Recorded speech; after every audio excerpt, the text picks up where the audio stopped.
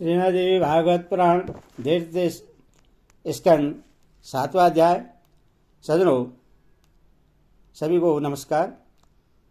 आज आपको श्रीमद् भागवत में भगवान के लीला अवतारों की कथा सुनाऊंगा। सज्जनों, कथा को सुनने से पहले इस चैनल को सब्सक्राइब और लाइक जरूर करें। भगवान आपकी रक्षा करें। कथा सुनिए। भगवान के लीला अवतारों की कथा। श्री वर्मा जी कहते हैं, अनंत भगवान ने प्रलय की जल में डूबी हुई पृथ्वी का उद्धार करने के लिए समस्त यज्ञमय वाराह शरीर ग्रहण किया था। आज दैत्य हिरण्याक्ष जल के अंदर ही लड़ने के लिए उनके सामने आया। जैसे इंद्र ने अपने वज्र से पर्वतों के पंख काट डाले थे, वैसे ही वाराह भगवान ने अपनी दाढ़ों से उनके टुकड़े टुकड़े कर दिए।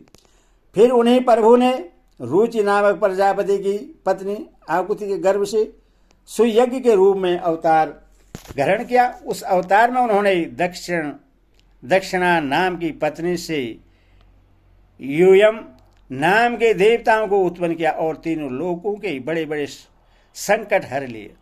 इसी से स्वयंभू मनु ने उन्हें हरि के नाम से पुकारा।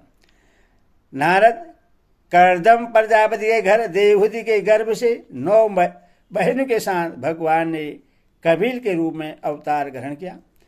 उन्होंने अपनी माता को उस आत्मज्ञान का उपदेश किया जिससे वे इसी जन्म में अपने हृदय की संपूर्ण मल, तीनों गुणों की आसक्ति का सारा कीचड़ धोकर कपिल भगवान के वास्तविक स्वरूप को प्राप्त हो गई। महर्षि अंत्री भगवान को पुत्र रूप में प्राप्त करना चाहते थे। उन पर प्रश्न होकर भगवान ने उनसे एक दिन कहा कि मैंने अपने आप को तुम्हें दे दिया। इसी से अवतार लेने पर भगवान का नाम दत्त दैत्येंद्र पड़ा। उनके चरण कमलों के पराग से अपने शरीर को पवित्र करके राजा यदु और सहस्त्रार्जुन आदि ने योग की भोग और मोक्ष दोनों ही सिद्धियां प्राप्त की। नारद, सृष्टि के प्रारंभ में मैंने विविध लोगों को रचने की इच्छा से तपस्या की। मेरे उस अखंड तप से प्रश्न होकर उन्होंने तप अर्थ वाले सन नाम से युक्त होकर सनक, सनंदन, सनातन और सनत कुमार के रूप में अवतार ग्रहण किया। इस अवतार में उन्होंने प्रलय के कारण पहले कल्प के भूले हुए आत्मज्ञान का ऋषियों के प्रति यथावत उपदेश किया, जिससे उन लोगों ने तत्काल परम तत्व का अपने हृदय में साक्षात्कार कर लिया। धर्म की पत्नी दक्ष कन्या मूर्ति के गर्भ से वे नर नारायण के रूप में प्रकट हुए। उनकी तपस्या का प्रभाव उन्हीं के जैसा है। इंद्र की भेजी हुई काम की सेना अप्सरा उनके सामने जाते ही अपना स्वभाव खो बैठी। वे अपने हाव भाव से उन आत्मस्वरूप भगवान की तपस्या में विघ्न नहीं डाल सकी। नारद, शंकर आदि महानुभाव अपनी रोज भरी दृष्टि से कामदेव को जला देते हैं, परंतु अपने आप को जलाने वाले ऐसा क्रोध को वे नहीं जला पाते। वही क्रोध नर नारायण के निर्मल हृदय में प्रवेश करने के पहले ही डर के मारे काम जाता है। फिर भला उनके हृदय में काम का प्रवेश तो हो ही कैसे सकता है। अपने पिता राजा उत्तानपाद के पास बैठे हुए 5 वर्ष के बालक ध्रुव को उनकी सौतेली माता सुरुचि ने अपने वचन बाणों से बेध दिया था। इतनी छोटी अवस्था होने पर भी वे उस गलानी से तपस्या करने के लिए वन में चले गए। उनकी प्रार्थना से ही प्रसन्न होकर भगवान प्रकट हुए और उन्होंने ध्रुव को ध्रुवपथ का वरदान दिया। आज भी ध्रुव के ऊपर नीचे प्रदक्षिणा करते हुए दिव्य महर्षिगण उनकी स्तुति करते रहते हैं। कुमारगामी वैन का ऐश्वर्य और पुरुष ब्राह्मणों के हुंकार रूपी वज्र से जलकर भस्म हो जाता है। वह नरक में गिरने लगा। ऋषि की प्रार्थना और भगवान ने उसके शरीर मंथन से पृथ्वी के रूप में अवतार धारण कर उससे नरकों से उबारा और इस प्रकार पुत्र शब्द को चितार्थ किया। इसी अवतार में पृथ्वी को गाय बनाकर उन्होंने उससे जगत के लिए समस्त औषधियों का दोहन किया। राजा नाभि की पत्नी सुदेवी के गर्भ से भगवान ने ऋषि व देव के रूप में जन्म लिया। इस अवतार में समस्त आसक्तियों से रहित रहकर अपने इंद्रियों और मन को अत्यंत शांत करके वे अपने स्वरूप में स्थित होकर समदर्शी के रूप में उन्होंने जड़ों की भांति योग चर्या का आचरण किया। इस स्थिति को महर्षि लोग परमहंस पद अथवा अवधूत चर्या कहते हैं। इसके बाद स्वयं उन्हीं यज्ञ पुरुष ने मेरे यज्ञ में स्वर्ण के समान कांति वाले हयग्रीव के रूप में अवतार ग्रहण किया। भगवान का यह विग्रह वेदमय, यज्ञमय और सर्वदेवमय है। उन्हीं की नासिका से श्वास के रूप में वेदवाणी प्रकट हुई। चासुस मनवंतर के अंत में भावी मनु सत्यवर्त के मत्स्य रूप में भगवान को प्राप्त किया था। उस समय पृथ्वी रूप नौका के आश्रय होने के कारण वे ही समस्त जीवों के आश्रय बने। प्रलय के उस भयंकर जल में मेरे मुख से गिरे हुए वेदों को लेकर वे उसी में विहार करते रहे। जब मुख्य मुख्य देवता और दानव अमृत की प्राप्ति के लिए क्षीर सागर को मथ रहे थे, तब भगवान ने कश्यप के रूप में अपनी पीठ पर मंदराचल धारण किया। उस समय पर्वत के घूमने के कारण उसकी रगड़ से उनकी पीठ की खुजलाहट थोड़ी मिट गई, जिससे वे कुछ क्षणों तक सुख की नींद सो सके। देवताओं का महान भय मिटाने के लिए उन्होंने नरसिंह का रूप धारण किया। फड़कती हुई भौं और तीखी दानों से उनका मुख बड़ा भयावना लगता था। हिरण्यकशिपु उन्हें देखते ही हाथ में गदा लेकर उन पर टूट पड़ा। इस बार भगवान नरसिंह ने दूर से ही उससे पकड़कर अपनी जांघों पर डाल दिया और उसके छटपटाते रहने पर भी अपने नखों से उसका पेट फाड़ डाला। बड़े भारी सरोवर में महाबली ग्रह ने गजेंद्र का पैर पकड़ा था। जब बहुत थक कर वह घबरा गया, तब उसने अपनी सूंड में कमल लेकर भगवान को पुकारा, हे आदि पुरुष, हे समस्त लोगों के स्वामी, हे स्वर्ण के कल्याण करने वाले। उसकी पुकार सुनकर अनंत शक्ति भगवान चक्रपाणी गरुड़ की पीठ पर चढ़कर वहां आए और अपने चक्र से उन्होंने ग्रह का मस्तक उखाड़ दिया। इसी प्रकार कृपावश भगवान ने अपने शरणागत गजेंद्र की सूंड पकड़कर उस विपत्ति से उसका उद्धार किया। भगवान वामन आदित्य के पुत्र में सबसे छोटे थे, परंतु गुणों की दृष्टि से वे सबसे बड़े थे, क्योंकि यज्ञ पुरुष भगवान ने इस अवतार में बलि के संकल्प छोड़ते ही संपूर्ण लोगों को अपने चरणों से ही नाप लिया था। वामन बनकर उन्होंने 3 पग पृथ्वी के बहाने बलि की सारी पृथ्वी ले तो ली, परंतु इससे यह बात सिद्ध कर दी कि सन्मार्ग पर चलने वाले पुरुषों को याचना के सिवा और किसी उपाय से समर्थ पुरुष भी अपने स्थान से नहीं हटा सकते, ऐश्वर्य से च्युत नहीं कर सकते। दैत्यराज बलि ने अपने सिर पर स्वयं वामन भगवान का चरण मृत धारण किया था। इसी स्थिति में उन्हें जो देवताओं के राजा इंद्र की पदवी मिली, इसमें कोई बलि का पुरुषार्थ नहीं था।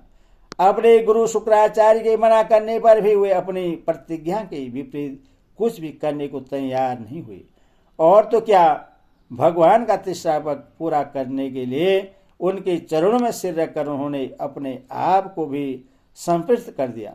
नारद, तुम्हारे अत्यंत प्रेम भाव से परम प्रश्न होकर हंस के रूप में भगवान ने तुम्हें योग, ज्ञान और आत्म रूप को प्रकाशित करने वाले भागवत धर्म का उपदेश किया। वह केवल भगवान के शरणागत भक्तों को ही सुगमता से प्राप्त होता है। वही भगवान स्वयंभू आदि मनवंतरों में मनु के रूप में अवतार लेकर मनु वंश की रक्षा करते हुए 10 दिशाओं में अपने सुदर्शन चक्र के समान तेज से बेरोक टोक निष्कंटक राज्य करते हैं। 3 लोगों के ऊपर सत्य लोक तक उनके चरित्रों की कमल कीर्ति फैल जाती है, और उसी रूप में वे समय समय पर पृथ्वी के भारभूत दुष्ट राजाओं का दमन भी करते रहते हैं। 100 नाम धन्य भगवान धन्वंतरी अपने नाम से ही बड़े बड़े रोगियों के रोग तत्काल नष्ट कर देते हैं। उन्होंने अमृत पिलाकर देवताओं को अमर कर दिया और दैत्य के द्वारा हरण किए हुए उनके यज्ञ भाग उन्हें फिर से दिला दिए। उन्होंने ही अवतार लेकर संसार में आयुर्वेद का परिवर्तन किया। जब संसार में ब्राह्मण द्रोही आर्य मर्यादाओं का उल्लंघन करने वाले नारी के क्षेत्रीय अपने नाश के लिए ही देववश बढ़ जाते हैं और पृथ्वी के कांटे बन जाते हैं, तब भगवान महापराक्रमी परशुराम के रूप में अवतीर्ण होकर अपनी तीखी धार वाले फरसे से 21 बार उनका संहार करते हैं। मायावती भगवान हम पर अनुग्रह करने के लिए अपनी कलाओं भरत शत्रुघ्न और लक्ष्मण के साथ श्री राम के रूप में इक्ष्वाकु के वंश में अवतीर्ण होते हैं। इस अवतार में अपने पिता की आज्ञा का पालन करने के लिए अपनी पत्नी और भाई के साथ वे वन में निवास करते हैं। उसी समय उनसे विरोध करके रावण उनके हाथों मरता है।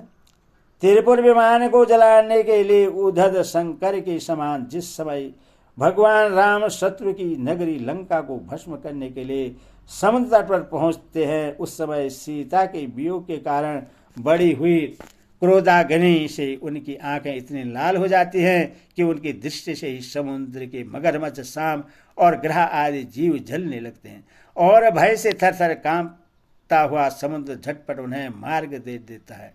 जब रावण की कठोर छाती से टकराकर इंद्र की वाहन ऐरावत के दांत चूर चूर होकर चारों ओर फैल गए थे, जिससे दिशाएं सफेद हो गई थी, तब दिग्विजयी रावण घमंड से फूलकर हंसने लगा था। वही रावण जब श्री रामचंद्र की पत्नी सीता जी को चुरा कर ले जाता है और लड़ाई के मैदान में उनसे लड़ने के लिए गर्वपूर्वक आता है, तब भगवान श्री राम के धनुष की टंकार से ही उसका वह घमंड प्राणों के साथ तत्काल विलीन हो जाता है।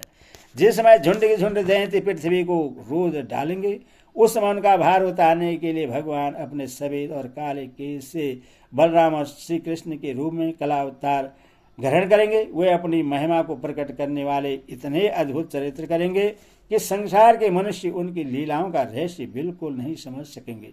बचपन में ही पुतना के प्राण हर लेना, 3 महीने की अवस्था में पैर उछालकर बड़ा भारी छकड़ा उल्टा देना और घुटनों के बल चलते चलते आकाश को छूने वाले यमार्जुन वृक्षों के बीच में जाकर उन्हें उखाड़ डालना, ये सब ऐसे कर्म हैं जिन्हें भगवान के सिवा और कोई नहीं कर सकता। जब कालियानाग के विष से दूषित हुआ यमुना जल पीकर बछड़े और को बालक मर जाएंगे, तब वे अपनी शुद्धमयी कृपा दृष्टि से वर्षा से ही उन्हें जीवित कर देंगे और यमुना जल को शुद्ध करने के लिए उसमें विहार करेंगे तथा विष की शक्ति से जीव लबलबाते हुए कालिया नाग को वहां से निकाल देंगे। उसी दिन रात को जब सब लोग वहीं यमुना तट पर सो जाएंगे और दवाग्नि के आस पास का मूंज का वन चारों ओर से जलने लगेगा, तब बलराम जी के साथ वे प्राण संकट में पड़े हुए ब्रजवासियों को उनकी आंखें बंद कराकर उस अग्नि से बचा लेंगे। उनकी यह लीला भी अलौकिक ही होगी। उनकी शक्ति वास्तव में अचिंत्य है। उनकी माता उन्हें बांधने के लिए जो जो रस्सी लाएगी वही उनके उदर में पूरी नहीं पड़ेगी, 2 अंगुल छोटा ही रह जाएगी तथा जमाए लेते समय श्री कृष्ण के मुख में 14 भुवन देकर पहले तो यशोदा भयभीत हो जाएगी, परंतु फिर वे संभल जाएगी। वे नंद बाबा को अजगर के भय से और वरुण के पास से छुड़ाएंगे। मैदानों का पुत्र व्योमासुर जब गोप बालकों को पहाड़ की गुफाओं में बंद कर देगा, तब वे उन्हें भी वहां से बचा लाएंगे। गोकुल के लोगों को जो दिन भर के तो काम धंधों में व्याकुल रहते हैं और रात को अत्यंत थक कर सो जाते हैं, साधनाहीन होने पर भी वे अपने परम धाम में ले जाएंगे। निष्पाप नारद, जब श्री कृष्ण की सलाह से गोप लोग इंद्र का यज्ञ बंद कर देंगे, तब इंद्र वज्र भूमि का नाश करने के लिए चारों ओर से मूसलाधार वर्षा करने लगेंगे। उससे उनकी तथा उनके पशुओं की रक्षा करने के लिए भगवान कृपा बरबस हो 7 वर्ष की अवस्था में ही 7 दिनों तक गोवर्धन पर्वत को एक ही हाथ से एक छत्र का रूप पुष्प कुकुर मुदे की तरह खेल खेल में ही धारण किए रहेंगे। वृंदावन में विहार करते हुए रास करने की इच्छा से वे रात के समय जब चंद्रमा की उज्जवल चांदनी चारों ओर छिटक रही होगी, अपनी बांसुरी और मधुर संगीत की लंबी तान छेड़ेंगे। उससे प्रेम विवश होकर आई हुई गोपियों को जब कुबेर का सेवक शंखचूड़ हरण करेगा तब वे उसका सिर उतार देंगे। और वे बहुत से पल्लवासुर, धनुकासुर, भक्कासुर, केशी, अरिष्टासुर आदि दैत्य, चारण और पहलवान, कुबलपीड़ा, हाथी, कंस, काल यवन, भूमासुर और मिथ्या वासुदेव, शाल्व, त्रिभिद वानर और वलवल और दंतवक्त राजा और नग्नजीत के 7 बैल, संबासुर, विदुरथ और रुक्मी आदि तथा कंबोज, मत्स्य, कुरु, केकई और सर्ज आदि देशों के राजा लोग एवं जो भी योद्धा धनुष धारण करके युद्ध के मैदान में सामने आएंगे, वे सब बलराम, भीमसेन और अर्जुन आदि नामों की आड़ में स्वयं भगवान के द्वारा मारे जाकर उन्हीं के धाम में चले जाएंगे। समय के फेर से लोगों की समझ कम हो जाती है, आयु भी कम होने लगती है। उस समय जब भगवान देखते हैं कि अब ये लोग मेरे तत्व को बतलाने वाली वेदवाणी को समझने में असमर्थ होते जा रहे हैं, तब प्रत्येक कल्प में सत्यवती के गर्भ से व्यास के रूप में प्रकट होकर वे वेद रूपी वृक्ष का विभिन्न शाखाओं के रूप में विभाजन कर देते हैं। देवताओं के शत्रु दैत्य लोग भी वेद मार्ग का सहारा लेकर मई दानव के बनाए हुए अदृश्य वेग वाले नगरों में रहकर लोगों का सत्यानाश करने लगेंगे। तब भगवान लोगों की बुद्धि में मोह और अत्यंत लोभ उत्पन्न करने वाला वेश धारण करके बुद्धि के रूप में बहुत से उपधर्मों का उपदेश करेंगे। कलयुग के अंत में जब सत्पुरुषों के घर भी भगवान कथा होने में बाधा पड़ने लगेगी, ब्राह्मण, क्षेत्र, वैश्य, पाखंडी और शूद्र राजा हो जाएंगे। यहाँ तक कि कहीं भी स्वाहा, स्वदा और वष्टकार की ध्वनि देवता पितरों के यज्ञ श्राद्ध की बात तक नहीं सुनाई पड़ेगी। तब कलयुग का शासन करने के लिए भगवान कलिक अवतार ग्रहण करेंगे। जब संसार की रचना का समय होता है, तब तपस्या, 9 प्रजापति, मरीचि और ऋषि और मेरे रूप में जब सृष्टि की रक्षा का समय होता है, तब धर्म, विष्णु, मनु, देवता और राजाओं के रूप में तथा जब सृष्टि के प्रलय का समय होता है, तब अधर्म, रुद्र तथा क्रोधवश नाम के सर्प एवं दैत्य आदि के रूप में सर्वशक्तिमान भगवान की माया विभूतियां ही प्रकट होती हैं। अपनी प्रतिभा के बल से पृथ्वी के एक एक धूलि कण को गिन चुकने पर भी जगत में ऐसा कौन पुरुष है जो भगवान की शक्तियों की गणना कर सके। जब वे त्रिविक्रम अवतार लेकर त्रिलोकी को नाप रहे थे, उस समय उनके चरणों के अद्भुत वेग से प्रकृति रूप अंतिम आवरण से लेकर सत्य लोक तक सारा ब्रह्मांड कांपने लगा था। तब उन्होंने ही अपनी शक्ति से उससे स्थिर किया था। समस्त सृष्टि की रचना और संहार करने वाले माया उनकी एक शक्ति है। ऐसी ऐसी अनंत शक्तियों के आश्रय उनके स्वरूप को न मैं जानता हूँ और न वे तुम्हारे बड़े भाई सनकादि ही। फिर दूसरों का तो कहना ही क्या है।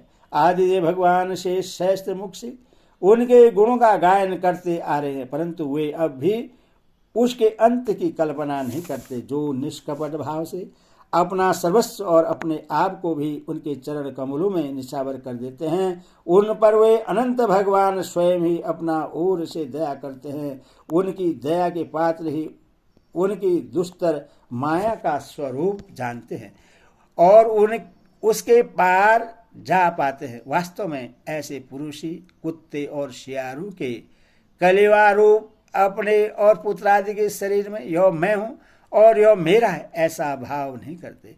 प्यारे नारद, परम पुरुष की उस योग माया को मैं जानता हूँ तथा तुम लोग भगवान शंकर, दैत्य कुलभूषण प्रहलाद, शतरूपा, मनु, मनुपुत्र, पिरिवर्त आदि प्राचीन वही ऋभु और ध्रुव भी जानते हैं। इनके सिवा इक्ष्वाकु, पूर्वा, मुचुकुंद, जनक, गांधी, रघु, अम्बरीश, सगर, गय, यतादि तथा मानधाता, अर्क, सधन्वा, अनु, रतिदेव, भीष्म, बलि, अमूर्तरे, दलीप, शोभरी, उत्तक, शिवी, देवल, पिपलाद, सारस्वत, उद्धव, पराशर, भूरिश्रवा एवं विभीषण, हनुमान, सुखदेव, अर्जुन, आयष्टसेन, विदुर और सुदेव और आदि महात्मा भी जानते हैं, जिन्हें भगवान के प्रेमी भक्तों का साथ स्वभाव बनाने की शिक्षा मिली है। वे स्त्री, शूद्र, हूण, भील और पाप के कारण पशु पक्षी आदि योनियों में रहने वाले भी भगवान की माया का रहस्य जान जाते हैं और इस संसार सागर से सदा के लिए पार हो जाते हैं। फिर जो भगवान वैदिक सदाचार का पालन करते हैं, उनके संबंध में तो कहना ही क्या है। परमात्मा का वास्तविक स्वरूप एक रस, शांत, अभय एवं केवल ज्ञान स्वरूप है। न उसमें माया का मल है और न तो उसके द्वारा रची हुई विस्मताएं ही। यह वह सत और असत दोनों से परे है। किसी भी वैदिक या लौकिक शब्द की वहां तक पहुंच नहीं है। अनेक प्रकार के साधनों से संपन्न होने वाले कर्मों का फल भी वहां तक नहीं पहुंच सका, और तो क्या स्वयं माया भी उसके सामने नहीं जा पाती, लज्जा कर भाग खड़ी होती है। परम पुरुष भगवान का वही परम पद है। महात्मा लोग उसी का शोक रहित अनंत आनंद स्वरूप ब्रह्मा के रूप में साक्षात्कार करते हैं। संयमशील पुरुष उसी में अपने मन को समाहित करके स्थित हो जाते हैं। जैसे इंद्र स्वयं मेघ रूप से विद्यमान होने के कारण जल के लिए कुआं खोदने की कुदाल नहीं रखते, वैसे वे भेद दूर करने वाले ज्ञान साधनों को भी छोड़ देते हैं। समस्त कर्मों के फल भी भगवान ही देते हैं, क्योंकि मनुष्य अपने स्वभाव के अनुसार जो शुभ कर्म करता है वह सब उन्हीं की प्रेरणा से होता है। इस शरीर में रहने वाले पंचभूतों के अलग अलग हो जाने पर जब यह शरीर नष्ट हो जाता है, तब भी इस समय रहने वाला अजनबा पुरुष आकाश के समान नष्ट नहीं होता। बेटा नारद, संकल्प से विश्व की रचना करने वाले सटेश्वर्य संपन्न श्री हरि का मैंने तुम्हारे सामने संक्षेप से वर्णन किया। जो कुछ कार्य कारण अथवा भाव अभाव है वह सब भगवान से भिन्न नहीं है। फिर भी भगवान तो इससे पृथक भी ही है। भगवान ने मुझे जो उपदेश किया था वह यही भागवत है। इसमें भगवान की विभूतियों का संक्षिप्त वर्णन है। तुम इसका विस्तार करो। जिस प्रकार सबके आश्रय और सर्वस्वरूप भगवान श्री हरि में लोगों की प्रेममयी भक्ति हो, ऐसा निश्चय करके इसका वर्णन करो। जो पुरुष भगवान की अचिंत्य शक्ति माया का वर्णन या दूसरे के द्वारा किए हुए वर्णन का अनुमोदन करते हैं अथवा श्रद्धा के साथ नित्य स्मरण करते हैं, उनका चित्त माया से कभी मोहित नहीं होता। हरि ओम तत्सत। हरि ओम तत्सत।